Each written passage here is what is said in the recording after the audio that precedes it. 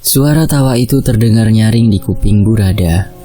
Ia datang setelah wanita parubaya itu memanggilnya. Wanita berparas hancur dengan tubuh tanpa kaki itu berdiri di depan Burada. Bibirnya melengkung ke atas. Binar bahagia terlihat jelas dari mata merahnya. Rencana kita berhasil kali ini, Nyai. Rencana selanjutnya bagaimana? Tanya Burada. Nyai menyeringai. Kamu tenang saja. Rencana aku kali ini pasti akan jauh lebih menarik. Kita akan melihat pria tua bangka itu mati oleh para santrinya sendiri. Dan aku akan lebih cepat mendapatkan darah haid gadis itu. Bagaimana caranya, Nyai? Sementara itu di sisi lain, para pelajar di SMA Nagarasari mulai berhamburan menerobos gerbang sekolah yang telah terbuka.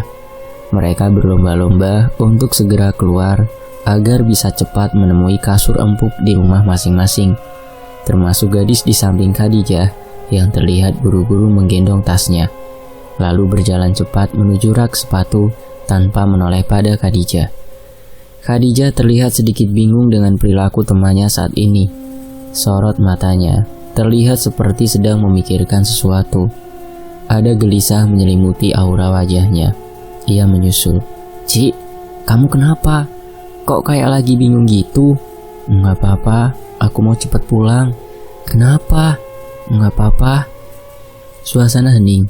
Tidak seperti biasanya Oci tertutup padanya. Biasanya gadis itu adalah orang yang tidak pernah bisa menyembunyikan segala hal yang menjadi beban pikirannya sendirian. Dan sebelumnya, Khadijah adalah salah satu teman yang dipercayai bisa memberikan solusi jika ia mendapat masalah. Mereka sibuk memakai sepatu masing-masing. Beberapa saat kemudian, Oci lebih dulu selesai. Ia lalu beranjak pergi.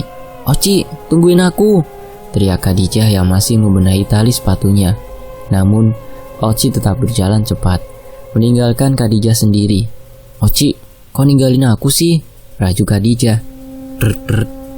Gawai Khadijah bergetar di dalam saku bajunya. Dia segera melihat apa yang membuatnya bergetar sedari tadi. Bunda is calling. Mata Khadijah berbinar seketika saat melihat satu nama terpampang di layar gawai. Assalamualaikum Bunda. Waalaikumsalam warahmatullahi wabarakatuh. Nak, bagaimana kabarmu di sana? Alhamdulillah baik Bunda. Bunda sama Ayah apa kabar? Kabar baik. Untuk sekejap hening menyergap mereka berdua. Bunda gak apa-apa? Tanya Khadijah khawatir. Gak apa-apa, tapi gini, Bunda mau kamu pulang dulu dan temenin Bunda selama seminggu. Dahi Khadijah mengerut. Emangnya kenapa Bunda? Ayah ada kerjaan di luar kota mulai besok. Bunda takut sendiri di rumah. Terdengar suara Bunda yang bergetar lemah. Dia memang tidak bisa ditinggal sendirian. Bukan tidak biasa, tapi tidak bisa. Dulu saat Ayah harus merawat ibunya yang tengah sakit di kampung, Khadijah sudah di pondok hingga Bunda sendiri di rumah. Naas rumah Bunda kemalingan. Untungnya hanya harta yang hilang, bukan nyawa. Namun tetap saja Bunda trauma. Halo, Dijah kenapa diam? Tanya Bunda, menyadarkan lamunan Khadijah. Iya sudah, nanti Khadijah minta izin sama Pak Haji dan Umi. Putusnya. Alhamdulillah, besok Ayah akan jemput kamu sebelum berangkat keluar kota. Oke Bunda. Ya sudah, kamu siap-siap dari sekarang. Assalamualaikum. Waalaikumsalam. Tut, panggilan terputus. Khadijah menyimpan kembali gawainya ke dalam saku, lalu beranjak pulang. Sekitar pukul 2 siang, Khadijah nampak sedang membenahi beberapa pakaiannya ke dalam tas. Ia sudah mendapat izin pulang dari Pak Haji juga Umi. Di sisi lain, Oci melihat pergerakan Khadijah sembari menyuapi Cut makanan. Karena penasaran, Oci memutuskan untuk menghampiri dan bertanya, "Mau kemana?" Khadijah mendongak. "Mau pulang." "Hah?" Khadijah terperanjat mendengar respon Oci. "Kenapa, Ci?" "Hebat ya. Di saat seperti ini kamu malah milih buat ngehindarin masalah," ketus Oci. "Maksud kamu?" "Maksud aku." "Kamu masih nanya maksud aku apa? Hah?" Khadijah hanya bergeming. "Lihat, buka mata kamu Dijah. Di sana, mental Cut lagi down banget. Dia lagi butuh kita, tapi apa? Kamu malah lebih milih pulang. Tapi ini permintaan bunda, Ci, sentak Khadijah yang mulai merasa kecal. Bundamu sudah dewasa, Dijah. Cut lagi butuh kita, butuh dukungan kita. Mana peran kamu sebagai sahabat, ha? Tapi saat kamu lagi butuh kita selalu ada. Tapi kenapa saat kita butuh kamu malah ngilang, Dijah? Sungut Oci terengah-engah memotong kalimat sanggahan Dijah. Khadijah pun bungkam. Ia bimbang antara harus memilih bunda atau Cut. Oci pun melanjutkan kata-katanya. Hebat ya, kamu yang buat masalah tapi kamu malah lari gitu aja. Bahkan sampai ngorbanin sahabatnya sendiri. Oci menekankan kata sahabat, berusaha menahan emosi. Loh, kenapa jadi aku yang disalahin? Ya jelas salah kamu, jawab Oci. Dek, hati Khadijah seketika merasa sesak. Ia benar-benar tidak menyangka sahabatnya akan semarah itu. Tapi, dengar Dijah, semua ini tidak akan terjadi jika kamu tidak jorok. Khadijah semakin merasa jengkel. Siapa juga yang mau terjadi? Ini semua sudah jadi kehendaknya. Allah, tidak akan ada asap jika tidak ada api, Dijah. Mata Khadijah memanas.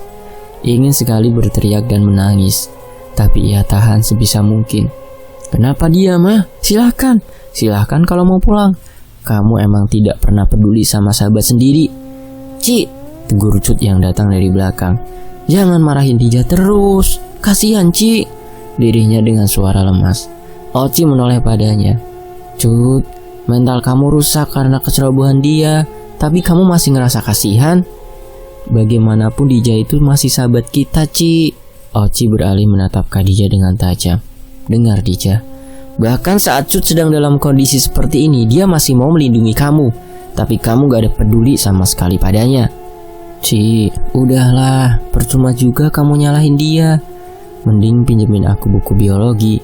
Mau nyalin catatan hari ini yang ketinggalan, ujar Cut mengalihkan pembicaraan. Oci menghela nafas kasar. Mata melototnya mulai berubah sayu. Semoga kamu bisa sadar, Dijah. Gadis berbaju merah muda polos dengan sarung batik melilit di tubuh bawahnya itu terduduk lesu. Ia masih mencerna ucapan Oci yang terasa sangat menyayat hatinya. Tanpa disadari, setetes air mata terjatuh dan membasahi pipinya. Ia menunduk dan tersenyum kecut.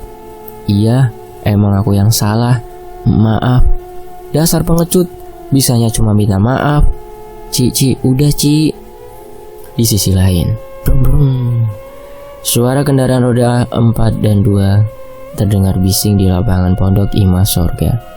Khadijah yang merasa terganggu segera melihat apa yang tengah terjadi dari lantai 2. Kenapa malam-malam begini banyak suara bising? Ternyata banyak sekali kendaraan di sana. Orang-orang terlihat asing. Ada ibu-ibu, bapak-bapak, juga beberapa orang santri yang sedikit ia kenali. Mau kemana mereka? Kok kayak dijemput keluarganya? Ia bermonolog. Karena penasaran, Khadijah turun menuju lapangan. Kakak mau kemana bawa barang banyak banget? Kakak yang itu juga sama? Tanyanya pada salah satu santriah yang menenteng tas jinjing besar. Mau pulang? Pondok Ima Surga sudah gak aman. Kelakuan Pak Haji semakin menjadi-jadi. Sontak mata Khadijah melotot. Enggak, kalian gak boleh pulang. Kalau kalian pulang nanti pondok ini sepi. Ya biarin, ini malah bagus kalau sepi. Jadi gak bakal ada korban lagi setelah Cut. Khadijah nampak berpikir keras. Masalah demi masalah terus berdatangan tanpa henti menimpa dirinya. Gadis itu semakin merasa bersalah. Kalau menurutku, pasti ada kesalahpahaman. Kita tahu betul kan gimana kelakuan Pak Haji selama ini. Dia baik kok. Baik apanya sih? Jelas-jelas zina itu perbuatan yang sangat dilarang, apalagi dilakukan secara paksa. Kamu lihat sendiri kan, kondisi Cut sekarang gimana? Dia hampir bunuh diri karena tertekan banget. Kamu mau kayak dia juga? Aku sih amit-amit. Khadijah kembali termenung. Ia benar-benar tidak bisa berpikir lagi. Ya udah, aku duluan ya. Dari jemput mama. Kalau semua orang pulang, terus Cut di sini sama siapa? Enggak, aku nggak boleh ikut-ikutan pulang. Gumamnya sembari menyabet gawai di dalam saku roknya. Dia segera mengetikkan satu nama di aplikasi hijau, lalu menelponnya. Assalamualaikum bunda. Waalaikumsalam. Kenapa sayang? Itu bunda, Pak Haji gak ngisinin Dijah pulang. Nanggung katanya sebentar lagi ujian. Maaf ya bunda, ucap Khadijah bohong. Oh gitu, ya sudah gak apa-apa. Kamu belajar aja yang bener ya di sana. Insya Allah bunda gak bakalan kenapa-napa. Makasih bunda. Bunda jaga diri baik-baik ya. Dijah sayang bunda. Assalamualaikum. Waalaikumsalam. Khadijah menatap langit lamat-lamat. Maafkan Dijah bunda. Beberapa detik kemudian, matanya terpejam dengan posisi masih mendongak. Tiba-tiba dirinya terlonjak, sontak membuka mata saat sesuatu menetes di atas hidungnya. Tepat di depan wajahnya, wanita penjilat darah haid itu tersenyum licik ke arahnya, dengan banyak mengeluarkan tetesan darah busuk dari hidungnya. Tubuh Khadijah mundur dengan cepat. Ia mulai merasa takut akan kehadirannya, apalagi ia masih sedang haid. Bagaimana jika wanita itu kembali menyerangnya? Di sini sepi. Suara cekikikannya terdengar nyaring. Telinga Khadijah seakan ingin meledak. Tubuh wanita tanpa kaki itu menggantung dengan posisi kepala di bawah, di atas pohon mangga dekat rumah Pak Haji. Darahnya semakin lama semakin mengucur deras, membuat pakaian putihnya tidak lagi terlihat putih. Bercak darah itu mengotorinya. Namun satu hal membuat Khadijah merasa semakin jijik. Lidahnya menjulur dengan ukuran sangat panjang dan menjilati darah-darah yang menempel di tubuhnya. Dia menjilatinya dengan sangat rakus. Rambutnya menjuntai panjang ke bawah. Khadijah ingin berlari, tapi lagi dan lagi kakinya seolah membatu. Susah payah dia mengangkat kakinya, tapi tetap tidak berhasil. Mereka beradu pandang. Semakin lama Khadijah menatapnya. Mata wanita itu terlepas bebas, lalu menggelinding menuju kaki Khadijah. Tubuh Khadijah semakin terasa lemas. Tangannya mencari-cari benda yang bisa dipegang. Berhasil. Telapak tangannya menyentuh benda keras di belakangnya. Dia berbalik, tapi seketika perasaannya berubah. Tangannya memegangi wajah penuh belatung milik wanita itu. Khadijah bingung sekaligus takut. Wanita penjilat darah haid itu ada dua. Dia melihat kembali ke depan tapi tidak ada siapapun di sana. Au! Jerit Khadijah saat jemari tangan kanannya sudah berada di dalam gigitan Nyai. Dia berusaha melepaskan diri, tapi sulit sekali. Bahkan mulutnya yang tadi sangat lebar, kini berubah menjadi sangat sempit hingga menjepit jari-jari Khadijah dengan kuat. Ingin sekali gadis itu berteriak meminta tolong, tapi suaranya hilang. Tangan kirinya sempat terlupakan. Setelah kembali ingat, tanpa ragu, tangan kirinya menampar keras pipi borok itu. Plak! Dalam sekejap tubuh Nyai berserak di atas tanah. Darahnya menguar ke segala arah, menyentuh sandal jepit Khadijah. Tidak mau kehilangan kesempatan, gadis itu segera menaiki anak tangga menuju kobong Anissa. Dia berlari terpincang-pincang dengan nafas tersengal. Sesampainya di depan pintu, Khadijah segera masuk. Namun sebelumnya ia melihat ke arah tubuh itu berceceran. Aneh, tubuh wanita itu sudah kembali membentuk. Sontak saja Khadijah berlari masuk ke dalam kobong. Sholatu khairum minan naum. Mendengar seruan itu, mata Khadijah terbuka dengan nafas memburu. Suara Pak Haji itu berhasil meleburkan bunga tidur yang mencekiknya semalaman. Sebelum Khadijah mendengar suara azan dari Pak Haji, Dijah mendapat gambaran dalam mimpinya. Seperti ini gambarannya. Ibu, kenapa tubuh abang bau sekali? Meskipun sudah mandi, banyak boroknya pula. Suara seorang balita terdengar melengking dengan nada bicaranya yang amat lucu. Jari telunjuknya menunjuk tubuh lelaki yang tengah terbaring di atas lantai tanpa alas. Karena memang lelaki itu selalu tidak betah tidur di atas kasur. Dia lagi kena cacar air, jawab sang ibu ketus. Cacar air itu apa, Bu? Apa itu semacam donat susu ini? Tanyanya dengan donat tinggal setengah diperlihatkan pada ibunya, yang hanya dibalas selaan nafas. Ibu kenapa tidak menjawab? Ayo jelaskan ibu. Ivi mau tahu, apakah borok itu rasanya manis seperti donat susu ini? Diam sebentar kamu. Apa tidak lihat ibu sedang masak, ha? Bentaknya membuat anak itu tertegun tunduk. Baiklah ibu, tapi Ivy mau donat susu lagi. Ambil sendiri. Anak berambut ikal sebau itu merengut, melangkah kecil dengan hentakan yang cukup kuat. Coba saja kalau ada ayah, pasti Ivy gak dimarahin mulu sama ibu. Diambilnya sekotak kardus kecil berisi donat dengan rasa bervariasi, lalu dengan cepat memasukkannya ke dalam mulut yang langsung dikunyah habis. Duh, kok masih lapar ya? Gerutunya sembari mengusap lembut perut kecilnya. Kaki mungilnya bergerak ke kamar sang ibu, berharap masih tersisa beberapa donat di sana. Tangannya sibuk mengacak-acak ranjang kecil tempat ibunya beristirahat. Duh, apa ini? Tanyanya saat mangkuk berisi benda kenyal tumpah karena tersiku oleh anak itu. Ih, daging kok disimpan di kasur sih? Bau, rengeknya sambil mengempaskan benda di tangannya. Dasar anak setan, kenapa kamu masuk ke kamar ibu tanpa izin, ha? Sungutnya sembari menjewer telinga sang anak. Maaf ibu, Ivy cuma cari donat tapi malah gak sengaja. Plak! Ucapan sang anak terpotong oleh tamparan keras dari ibunya sendiri. Apa? Mau bela diri kamu? Mau nangis? Nangis terus. Kenapa sih kamu harus terlahir di dunia sebagai beban? Mati aja sana. Mulutnya semakin berapi-api dengan mata melotot hampir terlepas. Sementara itu tangisan anak kecil semakin terdengar kencang. Itu membuat amarah ibunya semakin menjadi-jadi. Selepas mendengar suara benda jatuh dari kamarnya, wanita berumur 30 tahunan itu segera beranjak dari dapur dengan masih memegang sebilah pisau. Ibu sudah sangat muak melihat kamu. Kamu beban keluarga yang hanya bisa menyusahkan orang tua. Tapi ayahmu malah menjadikanmu layaknya seorang ratu. Ibu gak suka. Ibu tentu lebih cantik dari kamu. Amarah sudah berada di ujung bilah pisau.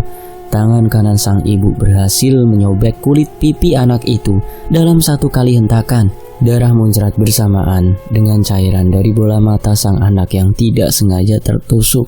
Ibu, mata Ivy perih, rengeknya lemas. Diam kamu, selep.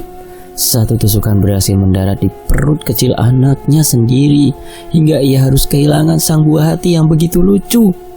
Diiringi dengan jeritan dan tangisannya mulai pecah, wanita 30 tahun itu tersadar atas apa yang telah ia lakukan. Jantungnya berdebar kencang saat melihat tubuh anaknya yang dipenuhi darah. Tangannya yang memerah terkena bercak darah mulai mengguncang tubuh anak kecil yang sudah terbujur kaku. Bangun kamu, jangan bercanda. Astagfirullah Nyai, teriak seorang pria yang usianya tidak jauh dari wanita itu. Ia menghampiri anaknya yang sudah lemas tidak berdaya. Teganya kamu membunuh anak sendiri. Maaf Nyai gak bermaksud. Celep. Astagfirullahaladzim. Mimpi buruk itu kok nyata ya? Perasaanku juga sedih banget. Gak tega lihat anak itu meninggal dengan cara yang tidak hormat, gumam Khadijah. Lalu gadis itu melihat ke jam dinding yang menunjukkan pukul 4.50. Apa nih? Khadijah merasakan kasurnya dingin dan sangat lembab. Astagfirullah, tembus. Darah haidnya tercacar di atas kasur. Banyak sekali. Karena mimpi itu, ia bahkan tidak menyadari apa-apa. Khadijah melenggang pergi ke WC untuk membersihkan diri dan membawa lap basah. Tidak sampai 5 menit, gadis itu sudah berada di dalam kobong Anissa. Namun kali ini dengan perasaan amat bingung. Loh, darahnya kemana? Di sisi lain, pagi ini Pondok Ima Sorga hanya meninggalkan jejak sepi. Santri dan santriwati rata-rata memilih pulang dan pindah karena kasus yang menimpa Cut dan Pak Haji. Meski ada beberapa orang yang masih tinggal di sana, tapi tetap rasanya berbeda, seperti tidak ada kehidupan, tidak ada semangat yang biasanya menyinari wajah para santri. Pukul 6.30, Khadijah dan kedua teman santriahnya sudah berjalan meninggalkan kobong untuk menuntut ilmu di sekolah. Tak lupa, satu teman lagi dari kobong Arijal yang masih setia bersama Pondok Ima Sorga. Lelaki itu berjalan beriringan dengan Cut yang terlihat pucat. Lingkar hitam mengelilingi matanya, seperti tidak tidur saja. Cut, kamu kok pucat banget? Sakit ya? Tanya Dayat. Terlihat raut wajah khawatir di sana. Gak apa-apa, kayaknya cuma kecapean aja. Capek habis apa? Atau semalam kamu gak tidur ya? Tidur kok, cuma mimpi buruk aja, gak apa-apa. Gadis berkerudung putih itu menguap lebar yang langsung ditutupi dengan tangan Dayat. Mimpi buruk apa Cut? Khadijah nimbrung. Katanya mimpi buruk tuh jangan diceritain, Pak Mali. Mendengar jawaban itu, sontak semua orang diam kembali. Bukan hanya itu alasan Cut enggan berbicara, melainkan karena rasa malu yang amat besar. Dia bermimpi melakukan perbuatan dewasa bersama seekor kucing yang dicintainya. Kucing yang selalu ada di sampingnya. Membayangkannya saja membuat dirinya sangat malu. Kenapa bisa bermimpi seperti itu? Oci, kamu juga kayaknya gak tidur ya? Tanya Dayat lagi. Ci, kok ngelamun? Iya ya, apa-apa gimana? Timbalnya setelah sadar dari lamunan. Kamu begadang? Iya. Loh kenapa? Enggak apa-apa, balasnya yang diikuti satu senyuman licik. Karena aku harus menyelesaikan semua masalah ini. Sementara itu di tempat lain, suasana ruang kelas 12 MIPA itu terasa hening. Hanya ada suara cempreng Bu Siti yang tengah menjelaskan pelajaran kimia. Semua murid terfokus pada papan tulis yang sudah dipenuhi oleh berbagai rumus. Namun, satu murid di sana sama sekali tidak bisa fokus mencermati pelajaran. Ia duduk gelisah di bangku jajaran kedua di ujung kanan ruangan. Di sampingnya, Ocik pun merasa tidak nyaman melihat temannya yang seperti sedang banyak pikiran. Cut, kamu kenapa? Bisik Ocik. Cut menoleh, lalu menggeleng. Kamu sakit ya? Kita ke UKS saja yuk. Punggung tangannya menyentuh kening Cut. Panas. Aku gak apa-apa Ci, cuma ngerasa lemes aja dikit. Lemes aja gimana? Kamu panas gini ih. Brak! Meja kayu itu menimbulkan suara keras setelah mendapat gebrakan dari tangan Bu Siti. Kalian, kalau mau ngobrol di luar saja, bentaknya pada Cut dan Oci. Kedua orang itu sontak menunduk. Bu Siti, jika sudah seperti ini, maka akan menjadi masalah besar. Keluar kalian, ibu anggap kalian bolos. Mereka berdiri dan berjalan keluar ruang kelas dengan kepala tertunduk, lalu memutuskan untuk pergi ke UKS saja. Sesampainya di sana, Cut membaringkan tubuhnya di atas ranjang kecil. Gara-gara aku, kamu jadi bolos pelajaran, maaf ya, ucap Cut dengan wajah penuh penyesalan. Apaan sih, gak apa-apa kali, lagian aku juga harus rawat kamu. Aku gak apa-apa Ci. Stop, jangan ngomong gitu lagi, aku gak suka. Oci berjalan ke toilet untuk mengisikan baskom kecil di tangannya dengan air. Kemudian mengompres kening Cut agar tidak terlalu panas. Makasih Ci. Cut memejamkan mata dengan bibir tersenyum. Lekas sembuh Cut. Kring. Bel istirahat berbunyi. Pintu UKS terbuka tiba-tiba, seiring dengan munculnya satu gadis dengan nafas memburu. Cut, kamu gak apa-apa? Gak apa-apa kok Dijah, kenapa ngos-ngosan gitu? Timbal Cut. Alhamdulillah, tadi aku mau nyusulin kamu pas pelajaran kimia, tapi gak dibolehin sama Bu Siti. Terus tadi aku dikejar kucing hitam pas mau buka pintu UKS, kayak yang gak ngebolehin masuk gitu. Jelas gak boleh lah. Mau ngapain juga kamu kesini? Sok perhatian banget. Tandas Oci sinis. Kenapa gak boleh? Aku juga kan pengen tahu keadaan Cut. Kamu dalam dibalik sakitnya Cut. Masih mau bela diri kamu Dijah? Udah Ci, jangan terlalu nyalahin Dijah dong, dia gak salah. Lerai Cut.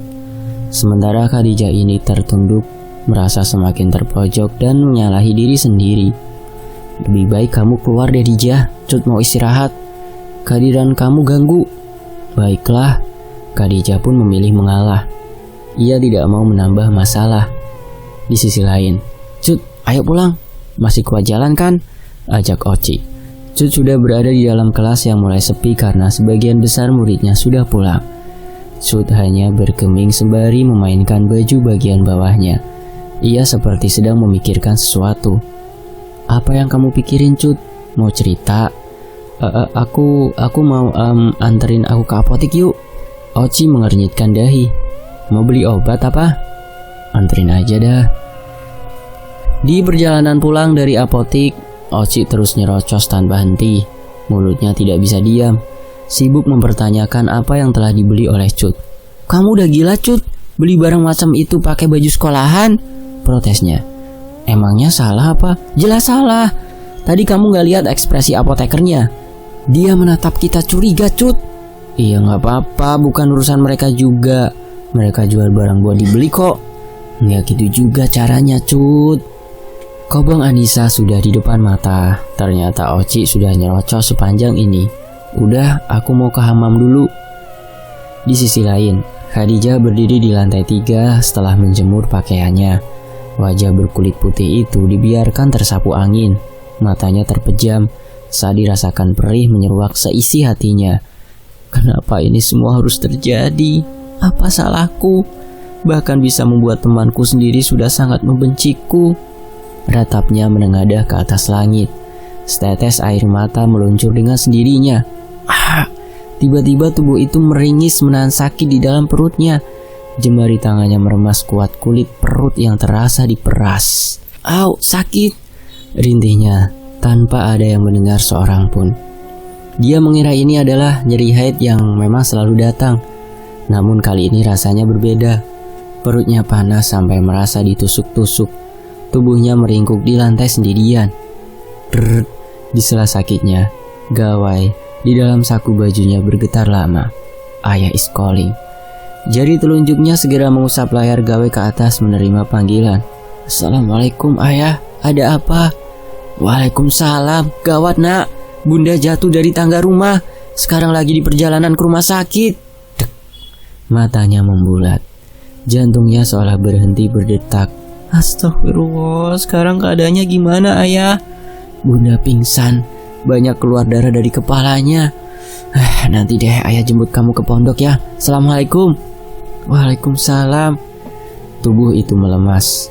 Dua kakinya terjulur, tak berdaya. Rasa sakit di perutnya tergantikan oleh rasa sakit hati atas perbuatannya sendiri. Maafkan Dija yang telah berbohong bunda. Sementara itu, hitam pekat warna langit membuat rembulan terlihat bersinar terang. Langit cerah dihiasi gemintang itu sangat berbalik dengan keadaan di Kobong Anissa. Kakak jadi pulang sekarang? Kenapa nggak minggu depan aja? Kita di sini masih butuh kakak. Rintih Oci pada seorang perempuan yang usianya 3 tahun lebih tua. Maaf ya Cut, ini sudah jadi perintah mama buat pindah pondok. Sebenarnya kakak juga berat ninggali kalian, apalagi dalam kondisi seperti ini. Perempuan yang dipanggil kakak itu salah satu santriah yang sekobong dengan Oci. Dia kuliah sembari mondok karena alasan jarak. Namanya Aisyah. Dia santriah terakhir yang keluar dari pondok ini karena permintaan orang tuanya. Padahal dia satu-satunya santriah yang sangat peduli pada Cut, Oci, dan Khadijah. Gak apa-apa, jangan nangis. Kakak akan sering-sering main kesini kalau diizinkan mama. Oci merengkuh tubuhnya. Aku akan sangat merindukan kakak. Cut juga. Cut menimpal disusul dengan memeluknya. Ya sudah, kakak pulang sekarang ya. Jaga diri dan teman-teman kalian. Tetap di sini. Jangan sampai pondok Imah Surga bubar. Mereka menjawab serentak. Siap kak. Aisyah berjalan keluar pintu kobong, tetapi berpapasan lebih dulu dengan Khadijah. Loh, kakak mau kemana? Kakak mau pulang Dija, jagain teman-teman kamu ya. Kemudian lanjut berjalan membawa pulang barang-barangnya. Khadijah masuk ke Kobong Anissa. Sekarang hanya tinggal dia, Cut, dan Oci di sana, diselimuti kecanggungan di antara mereka. Cut dan Oci sudah merebahkan tubuh di kasur masing-masing. Khadijah menyusul, tapi sebelum itu, ia meminjam buku terlebih dahulu pada Cut. Ambil aja di atas lemari Dija, seru Cut membolehkan. Tangan Khadijah mencari-cari buku bernama fisika, namun ia malah menyentuh benda asing di sana, masih dibungkus plastik. Hah? Tespek? Bersambung, nantikan kelanjutannya hanya di Fakta Sejarah. Terima kasih untuk Oci ya, yang sudah mengizinkan ceritanya dibacain di sini. Saya pamit, wassalamualaikum.